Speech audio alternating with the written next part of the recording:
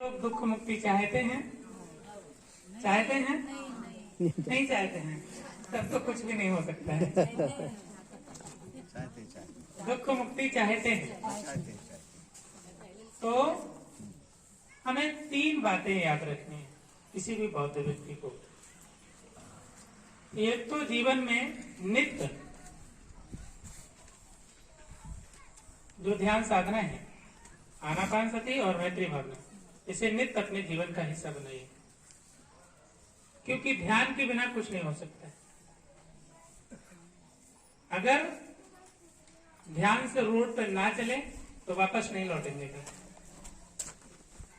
अब जो कुछ भी करना है वो कैसे हो सकता है? ध्यान से। प्राथमिकता ये है कि आपका प्रातः काल और संध्या काल पूजा वंदना और ध्यान साधना से होनी चाहिए। आपका सोना भी ध्यान में हो और आपका जागना भी। तो पहली प्राथमिकता है। दूसरी प्राथमिकता ये है कि बुद्ध धम्म संघ के प्रति जो आपका समर्पण है, जो गहरा प्रेम, आपका गहरा प्रेम जागृत हो और बुद्ध धम्म संघ के प्रति आपका समर्पण। बिना बुद्ध धम्म संघ के प्रति आपका गहरा प्रेम हुए बिना आपका समर्पण नहीं होगा, और ये समर्पण बिना प्रेम के नहीं होगा। तो बुद्ध धम्म संघ के प्रति जो पूजा और श्रद्धा कहते हैं, पूजा का मतलब है प्रेम और श्रद्धा का मतलब है समर्पण। तो आपका बुद्ध धम्म संघ के प्रति गहरा प्रेम ही गहरा समर्पण निर्माण करेगा। आप किसके प्रति समर्पित होते हैं? जिससे प्रेम करते हैं। जिससे प्रेम करते हैं उसके प्रति समर्पित भी होते हैं। तो बुद्ध धम्म संघ के प्रति आपका गहरा प्रेम, गहरा समर्पण, यही आपको आगे ले जाएगा।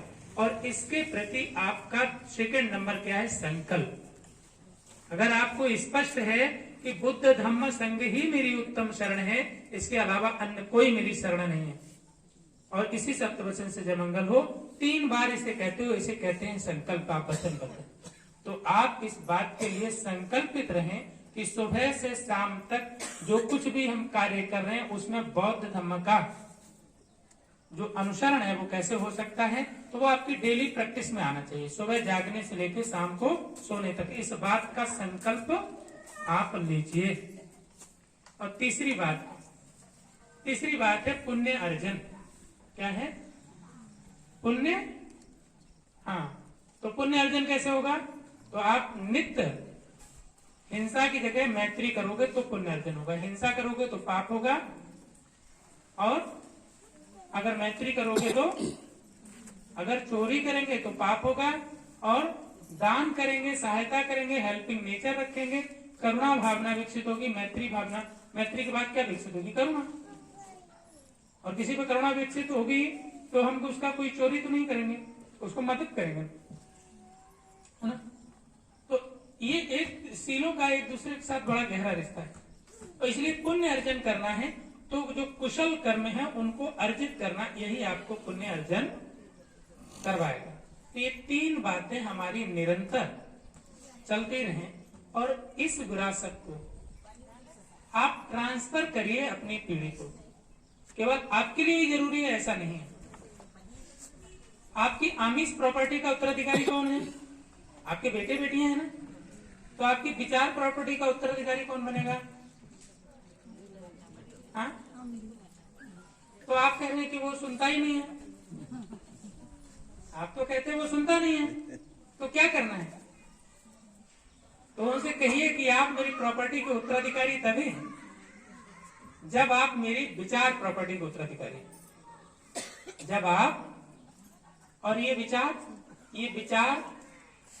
ये तभी तक जीवित रहते हैं जब इसके प्रचारक होते हैं। तो पीढ़ी दर पीढ़ी इन्हें ट्रांसफर होना, नहीं तो वो विचार मर जाते हैं जो विचार के प्रचारक नहीं रहते। तो इस विचार को आपको क्या करना है? सिर्फ ये आप में नहीं, तो इसे ट्रांसफर करना। तो ये नित्य आपके जीवन का हिस्सा बनना चाहिए। इस लंबे शिविर के उपरांत हम समीक्षा के तौर पर ये बात कह रहे हैं। ये बात मैं पूरी इतने लंबे समय के शिविर की परिणति के तौर पर, एक समीक्षात्मक तौर पर मैं ये बात कह रहा हूं कि ये बातें आपको 3 बातें जो है वो नित्य प्रैक्टिस में होनी चाहिए, और चौथी बात, ये विचार प्रॉपर्टी आपको ट्रांसफर करनी है। किसको? जो आपकी आमिष प्रॉपर्टी का उत्तराधिकारी बनना चाहता है। उसे कहिए कि आप मेरी आमिष प्रॉपर्टी के उत्तराधिकारी तभी होंगे जब आप पहले किसके?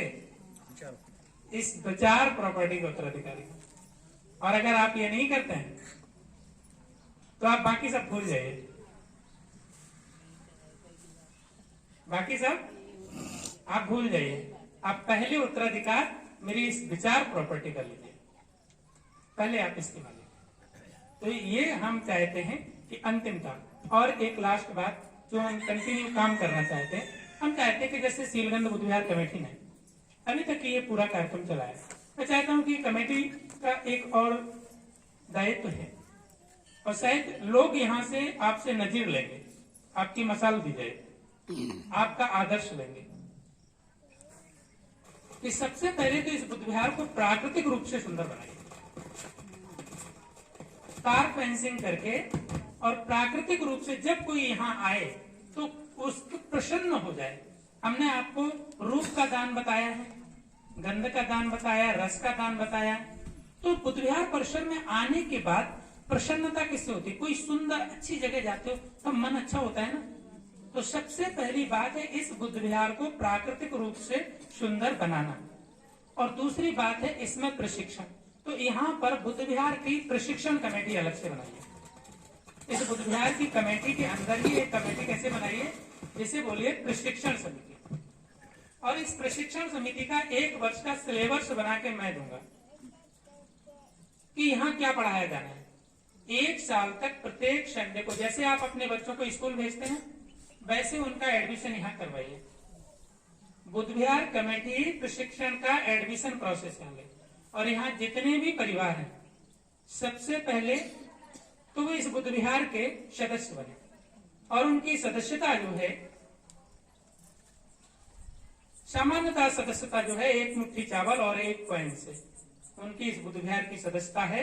और उन्हें सदस्यता का जो प्रमाण पत्र है वो उनको बेसिक दिया जाए कि ये लोग, और आप एज ए बुद्ध विहार के डिवोटीज बन के रहिए जितने लोग, और उनके बच्चों के एडमिशन यहाँ होना अनिवार्य है। जैसे आप विद्यालय भेजने के लिए अपने बच्चों को पूरी निष्ठा के साथ, शक्ति के साथ उन्हें भेजते हैं, वैसे ही आपके बच्चे बुद्ध विहार में उनका एडमिशन हो जाने के बाद प्रत्येक संडे क्लास मिस नहीं होनी चाहिए। अगर वो क्लास नहीं आता है तो उसका कमेटी का एप्लीकेशन होना चाहिए कि क्लास क्यों नहीं है। तो ये बुद्ध विहार जो प्रशिक्षण के केंद्र हुआ करते थे, तो ये प्रशिक्षण का केंद्र हो, और कम से कम वर्धा में ये पहला बुद्ध विहार ऐसा बने जो प्रशिक्षण का केंद्र हो, और इसे एकेडमिक रूप से इसके प्रशिक्षण चालू हो। इसका जो सिलेबस क्या है, जो एकेडमिक रूपरेखा क्या होगी, हम विश्वविद्यालय से हम 3 लोग हैं, हम इसके एकेडमिक स्वरूप को हम लोग मिलकर के तैयार करके आपको देंगे। आपको जो सहयोग होगा वो करेंगे। लेकिन आप जो प्रबंधन है, तो कमेटी का काम है प्रबंधन संभालना। तो इस प्रबंधन कमेटी में जो शिक्षकगण हैं वो शिक्षण की भूमिका में रहते हुए इस प्रबंधन को बेहतर से संभालें, ताकि अन्य बुद्ध विहारों में भी इस तरीके से वहां के बच्चों के एडमिशन हो, वहां की कमेटी कार्य करे, और संडे के दिन वहां पर क्लासेस चले। इतना ही कह करके मैं यहाँ रुकता हूँ। आप सभी के सुखी, समृद्धशाली, मंगलमय जीवन की कामना करते हुए कि आप सभी सुखी हों, निरोगी हों, दुख मुक्त हों, रोग मुक्त हों, और आपका मंगल हो।